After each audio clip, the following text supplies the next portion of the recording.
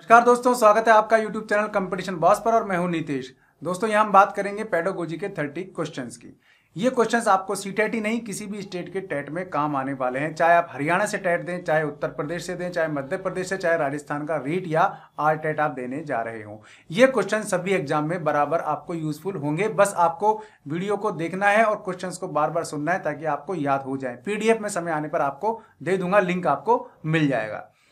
तो आज का पहला सवाल हम देखते हैं, सृजनात्मक योग्यता वाले बालकों की बुद्धि कैसी होती है। सीधी सी बात है, अगर बालक में सृजनात्मकता है तो उसकी बुद्धि प्रखर होगी, तभी वो नए नए आइडियाज लेकर आ सकता है। प्रतिभावान बालकों की पहचान किस प्रकार की जा सकती है। अब आपसे कोई कहे कि आप इन बच्चों में से किसी प्रतिभावान बालकों को पहचानो, तो आप कैसे पहचान करेंगे, ये बस आपको देखना है। तो उसकी आप बुद्धि का टेस्ट ले सकते हैं, है ना, बुद्धि परीक्षण के द्वारा, या फिर आप उसकी अभिरुचि यानी इंटरेस्ट का टेस्ट भी ले सकते हैं, ठीक है ना, और उसका आप उपलब्धि परीक्षण भी देख सकते हैं, यानी कि वो कितने % उपलब्धि हासिल कर पाता है। तो बुद्धि परीक्षण द्वारा, उसके अभिरुचि परीक्षा द्वारा या उपलब्धि परीक्षण द्वारा आप देख सकते हैं। अगला सवाल, प्रतिभाशाली बालकों की समस्या क्या होती है।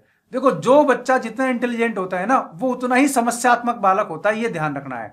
एक तो वो उसकी समस्या क्या होगी, यानी कि वो कोई ना कोई ग्रुप बना के रखेगा और उस ग्रुप की लीडरशिप करने की इच्छा रखता है, ठीक है ना। तो उसके साथ समस्या होती है गिरोह में शामिल होना, यानी किसी भी ग्रुप में शामिल होना। दूसरा, अध्यापन विधियों से अपन देख सकते हैं कि कौन सी विधि उसको ज्यादा सूट कर रही है, ठीक है, यानी कि उसको कोई सी विधि सूट नहीं करेगी क्योंकि वो तो उससे ऊपर के कैडर का होता है। स्कूल विषय और व्यवसाय के चयन की समस्या, अब वो ये ऐसा विषय चुनना चाहता है जो उसके हिसाब से हो। तो स्कूल में कई बार सब्जेक्ट ऐसे होते हैं जहां उसको चुनाव में समस्या आ सकती है। मान लीजिए कोई बच्चा आपके सामने बार बार इस तरह के सवाल करता है, बार बार ज्यादा सवाल पूछता है, तो समझ लीजिए वो बालक समस्यात्मक बालक है, ठीक है। अब निम्नलिखित में से विशिष्ट योग्यता की मुख्य विशेषता क्या है। एक्चुअली में विशिष्ट योग्यता की विशेषता, पहली बात तो विशिष्ट योग्यता और फिर उसकी विशेषता कैसे पहचानोगे। तो देखो, विशिष्ट योग्य जो व्यक्ति होता है उसमें क्या होती है, योग्यता अलग अलग तरीके से पाई जाती है, ठीक है ना।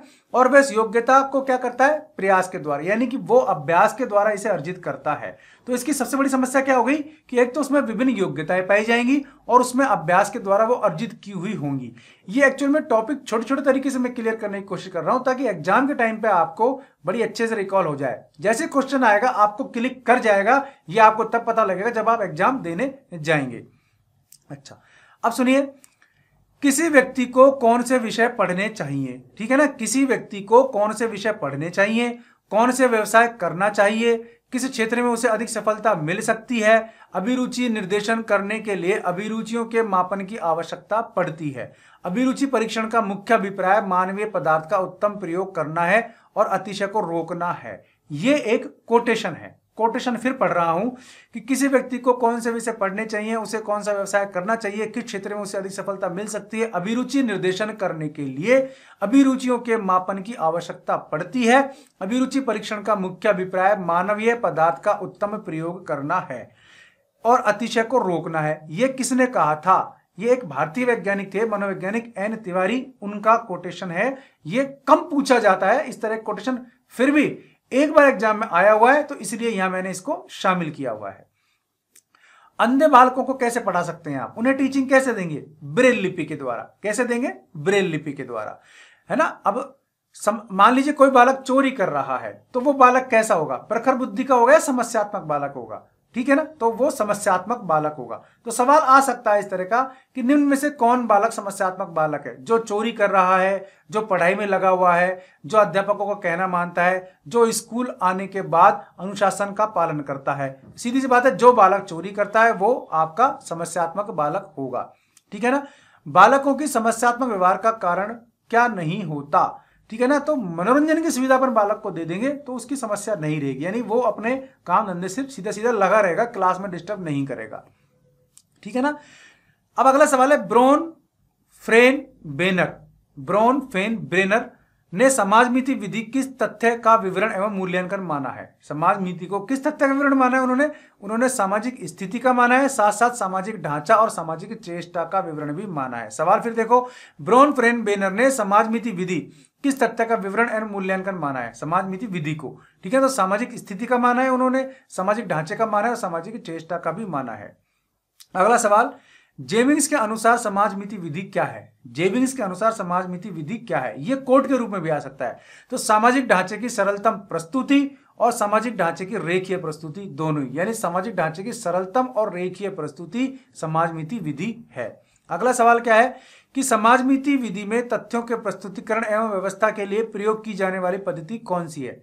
या तो सोसाइटी का कोई एक्सप्लेनेशन हो, उसका कोई चित्र हो, या फिर उसकी कोई जो है टाइम टेबल होना चाहिए। तो सवाल है समाजमिति विधि में तथ्यों के प्रस्तुतिकरण एवं व्यवस्था के लिए प्रयोग की जाने वाली पद्धति कौन सी है? समाज चित्र या समाज सारणी। अब इसको जन्म किसने दिया? समाजमिति विधि को जन्म किसने दिया? मोरेनो ने। ध्यान रखना है, ये सवाल तो आ सकता है। मोरेनो ने इसको जन्म दिया समाजमिति विधि को। हु शैल सर्वाइव, ठीक है ना, हु शैल सर्वाइव पुस्तक के लेखक कौन थे? मोरेनो। कौन थे? मोरेनो। वी अकोलकर के अनुसार सामाजिक प्रविधि, वी अकोलकर के अनुसार सामाजिक प्रविधि कौन सी है? समूह की संरचना की अध्ययन प्रविधि। क्या है? समूह की संरचना की अध्ययन प्रविधि और समूह के स्तर को मापने की प्रविधि। ये थोड़े से टिपिकल शब्द हैं, लेकिन याद आपको करने पड़ेंगे क्योंकि सवाल जब आ जाएगा तो वहां आपके पास कोई ऑप्शन नहीं होगा, आपको जवाब देना होगा। इसलिए कितना भी कठिन और टिपिकल लगे, लेकिन आपको पढ़ना जरूर है। एक बालक प्रतिदिन कक्षा से भाग जाता है। मैंने आपको बताया था इस तरह की समस्या आएंगी। एक बालक मान लो प्रतिदिन कक्षा से भाग जाता है, तो वो बालक को किस कैटेगरी में रखोगे आप? समस्यात्मक बालक है वो। कैसा बालक है? समस्यात्मक बालक है या पिछड़ा बालक है। ठीक है, तो समस्यात्मक तो है ही, लेकिन वो पिछड़ जाता है, तो यहां जवाब होगा आपका वो बालक पिछड़ा हुआ बालक है। मान लो कोई कक्षा में बालक भाग जाता है तो पिछड़ा हुआ बालक कहलाएगा। ऑप्शन में पिछड़ा हुआ नहीं हो तो आप समस्यात्मक लिख सकते हैं। ठीक है। रेटिंग एंगल एवं प्रभावशाली किस प्रविधि से संबंधित है? यह है मूल्यांकन विधि से। रेटिंग एंगल एवं प्रभावशाली प्रश्नावली, सॉरी, रेटिंग एंगल एवं प्रश्नावली किस विधि संबंधित है? प्रश्नावली है ना, क्वेश्चन आंसर, ठीक है ना, क्वेश्चनायर। ठीक है, तो रेटिंग एंगल एवं क्वेश्चनायर किससे संबंधित है? मूल्यांकन विधि से। आप किसी का मूल्यांकन करेंगे तो कैसे करेंगे? उससे प्रश्न पूछने के बाद ही तो आपको पता लगेगा किस स्टेटस का है, या फिर आप उसको जो है रेटिंग देखेंगे उसकी। मान लीजिए किसी और ने प्रश्न पूछ लिया, उसको रेटिंग दे दी गई है, तो आप रेटिंग देखेंगे। जैसे आजकल होता है व्हाट्सएप की, है ना, मोबाइल में रेटिंग देख लेते हैं कितनी रेटिंग का ये व्हाट्सएप है, या इस मोबाइल को कितनी रेटिंग मिली हुई है, या किस सर्विस को कितनी रेटिंग मिली हुई है। तो rating is the scale of service. ठीक है, इसी प्रकार मूल्यांकन भी क्या है? वो आपको रेटिंग देता है, इसका तरीका केवल एक ही है। तो रेटिंग एंगल और प्रश्नावली किस प्रविधि से संबंधित है? ये आपके मूल्यांकन विधि से संबंधित होते हैं। तो दोस्तों ये थे आज के क्वेश्चंस। आपको कैसे लगे कमेंट में बताएं। वीडियो पसंद आया तो इसे लाइक करें, दोस्तों में शेयर भी कर दें। इस तरह के नए नए वीडियोस के लिए आप चैनल को सब्सक्राइब कर लें ताकि आपकी स्टडी यहां बड़े आराम से हो सके। और ऐसे ही यूजफुल वीडियो के साथ फिर मिलता हूं आपको, तब तक के लिए नमस्कार।